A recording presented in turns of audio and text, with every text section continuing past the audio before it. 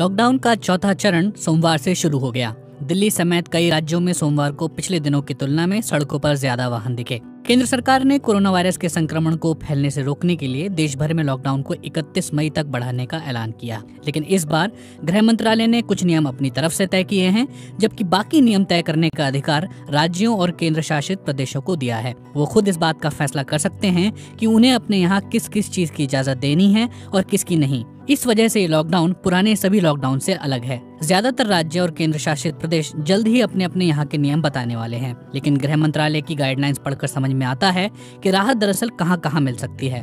निर्देशों के मुताबिक कंटेनमेंट जोन छोड़कर राज्यों और केंद्र शासित प्रदेशों के बीच बसें और दूसरे वाहन चलाने की इजाजत दी जा सकती है, बशर्ते दोनों पक्ष इसके लिए राजी हों। रेड, ग्रीन और ऑरेंज जोन का फैसला भी राज्यों पर छोड़ा गया है। सभी राज्यों और केंद्र शासित प्रदेशों को स्वास्थ्य सेवाओं के कर्मचारियों को बिना किसी रोक टोक के आने जाने की अनुमति देने के लिए कहा गया है। सभी तरह का सामान ले जा रही गाड़ियों और खाली ट्रकों को एक राज्य से दूसरे राज्य में जाने की अनुमति देनी होगी। निर्देशों में ये भी कहा गया है कि जिन चीजों पर पाबंदी नहीं लगाई गई है वहाँ उनकी इजाजत होगी, जैसे कि गली मोहल्लों की दुकानें भी खुल सकती हैं। हालांकि राज्य और केंद्र शासित प्रदेश अपने यहाँ के हालात का जायजा लेते हुए अलग अलग जोन में कुछ खास गतिविधियों पर रोक लगा सकते हैं। कंटेनमेंट जोन में सिर्फ जरूरी चीजों के लिए आवाजाही की इजाजत होगी और बाकी गतिविधियों पर रोक रहेगी। सीधे शब्दों में अगर पूछा जाए कि आज से किन चीजों की इजाजत होगी और किसकी नहीं, तो कुछ इस तरह से समझा जा सकता है।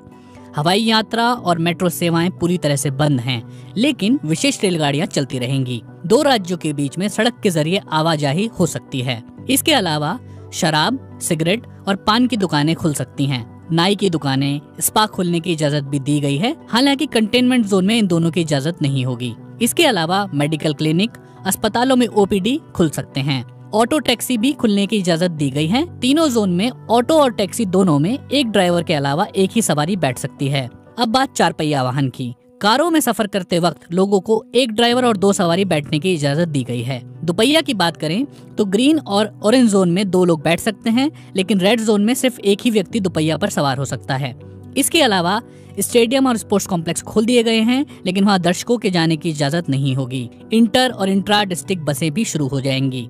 शहरी उद्योग शुरू हो सकते हैं, कंस्ट्रक्शन साइट शुरू हो सकती हैं। इसके अलावा शहरी इलाकों में दुकानें खुल सकती हैं। ई कॉमर्स के जरिए एसेंशियल गुड्स का कारोबार हो सकता है। ई कॉमर्स के जरिए ही नॉन एसेंशियल गुड्स की इजाजत भी दी गई है। घरेलू सेवाओं में लगे लोग अब आपके घरों में आ सकते हैं और काम कर सकते हैं। कृषि गतिविधियों की इजाजत पहले से है। बैंक और वित्तीय सेवाओं की इजाजत पहले से है।